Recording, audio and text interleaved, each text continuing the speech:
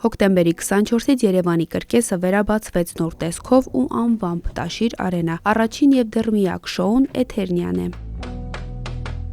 Ներկայացումները անցկացվում են շաբաթական 2-3 անգամ ցերեկային եւ երեկոյան ցուցադրություններով։ Տոմսերը 5-ից 40 հազար դրամի սահմաններում են։ Միջոցառումների մեկնարկը տվեց գործարար Սամվել Կարապետյանի դուստրը Տաթևիկ Կարապետյանը։ Չնայած բոլոր դժվարություններին պետք է հավատանք բարուն եւ պայքարենք չարու դեմ։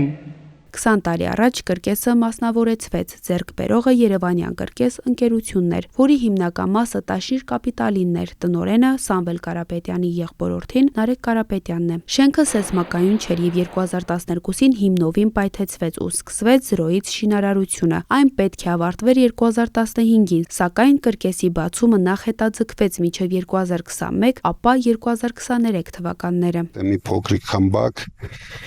մոռանալով հայոց պատմությունը։